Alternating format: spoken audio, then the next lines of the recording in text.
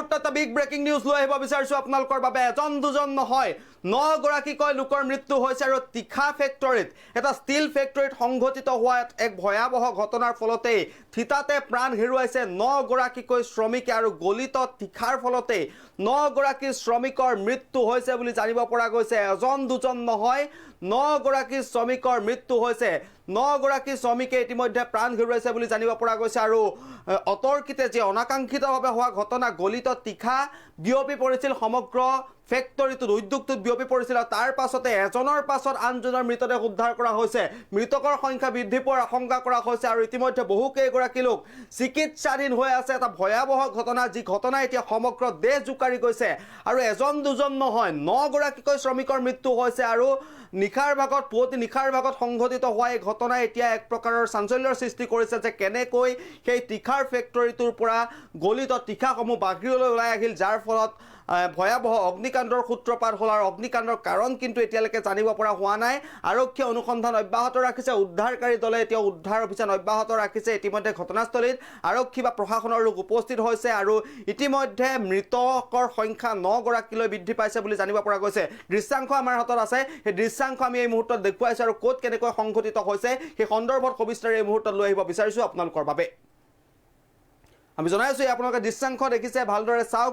এক ভয়াৱহ ঘটনা আৰু এই ঘটনা সংঘটিত হৈছে অন্ধ্ৰপ্ৰদেশৰ বিশাখাপট্টনমৰ এটা তীখা উদ্যোগত সংঘটিত হৈছে এই ভয়ংকৰ অগ্নিকাণ্ড, যি ঘটনাৰ ফলত 9 গৰাকী লোকৰ মৃত্যু হৈছে বুলি জানিব পৰা গৈছে আৰু উদ্যোগটোৰ SMS2 আৰু STC3 তাপ সুবিধাৰ পৰা বৃহৎ পৰিমাণৰ গলিত তীখা লিক হোৱাৰ ফলতে 9 গৰাকীকৈ শ্ৰমিকৰ মৃত্যু হোৱাৰ লগতে কেইবাজনো লোক আহত হৈছে। দৃশ্যাংশ দেখি আপোনালোকে অনুমান কৰিব পাৰিছে কিমান ভয়ংকৰ আছিল। উচ্চ উষ্ণতাৰ গলিত তীখাৰে ভৰ্তি লেডল ফাটি যোৱাৰ ফলতে এই দুৰ্ঘটনা সংঘটিত হৈছে আৰু দুৰ্ঘটনাৰ পিছতেই আতংক বিয়পি পৰে আৰু শ্ৰমিক আৰু বিষয়াসকলে প্ৰাণ ৰক্ষাৰ বাবে দৌৰিবলৈ আৰম্ভ কৰে। কিন্তু ঘটনাস্থলীত উপস্থিত হৈ তীখা উদ্যোগৰ শ্ৰমিকসকলে জুই কিন্তু নিয়ন্ত্ৰণ কৰিব নোৱাৰিলে আৰু খবৰ পোৱা গৈছে যে তীখা উদ্যোগটোৰ প্ৰচেছিং ইউনিটত সংঘটিত হৈছে এই দুৰ্ঘটনা আৰু উতলি থকা তৰল তীখা ক্ৰেন ব্যৱহাৰ কৰি তুলি লোৱা হৈছিল আৰু খবৰ পোৱা গৈছে যে 1500 ডিগ্ৰী চেলচিয়াছ, কল্পনা কৰক 1500 ডিগ্ৰী চেলচিয়াছতকৈ অধিক উষ্ণতাত উতলি থকা এই ধাতুৰ তৰল পদাৰ্থটো থকা লেডেলটোত হঠাতে নিয়ন্ত্ৰণহীন হৈ পৰিছিল আৰু যাৰ ফলত গৰম তীখাখিনি তাত কাম কৰা শ্ৰমিকসকলৰ ওপৰত পৰি গৈছিল, যাৰ ফলত 9 গৰাকীকৈ শ্ৰমিকে ইতিমধ্যে প্ৰাণ হেৰুৱাইছে বুলি জানিব পৰা গৈছে আৰু তীখা উদ্যোগটোৰ অগ্নি নিৰ্বাপক বাহিনী উপস্থিত হৈছে, জুই নিয়ন্ত্ৰণৰ বাবে চেষ্টা চলাইছে।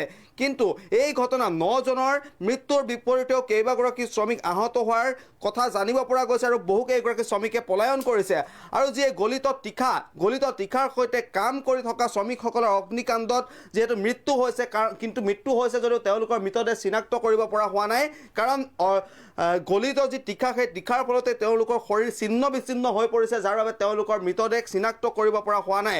আৰু ক'ব লাগিব যে বিগত বৰ্ষত তীখা উদ্যোগটোত 11,440 কোটি টকা ভাৰত চৰকাৰে সেই তীখা উদ্যোগটোত দিছিল আৰু ঘটনাৰ পাছতে এতিয়া বন্ধ হোৱাৰ উপক্ৰম ঘটিছে RINL নামৰ এই উদ্যোগটোত। হয়, আপোনালোকে ঠিকেই শুনিছে, নিশ্চিতভাৱে আচলতে এই উদ্যোগটো হয়তো এতিয়া বন্ধ হৈ যাব পাৰে, কাৰণ এটা ভয়াৱহ ঘটনা কেনেকৈ সেই গলিত তীখাসমূহ এই ফেক্টৰীটোৰ পৰা কেনেকৈ নিয়ন্ত্ৰণহীন হৈ বাহিৰলৈ ওলাই আহিল, যাৰ ফলত 9 গৰাকী শ্ৰমিকে প্ৰাণ হেৰুৱালে আৰু সমগ্ৰ ঘটনা এতিয়া তদাৰক কৰি আছে, আৰক্ষীয়ে তদাৰক কৰি আছে আৰু হয়তো এই যিটো তীখাৰ উদ্যোগ সেই তীখাৰ উদ্যোগটো RINL নামৰ যিটো তীখা উদ্যোগ, এই তীখা উদ্যোগটো হয়তো অতি শীঘ্ৰে বন্ধ হ'ব আৰু ইতিমধ্যে মৃতকৰ লোকসকললৈ চৰকাৰে আৰ্থিক সাহায্য আগবঢ়াবনে নাই তাক লৈ ইতিমধ্যে চৰকাৰে আলোচনা কৰি আছে বুলি জানিব পৰা গৈছে।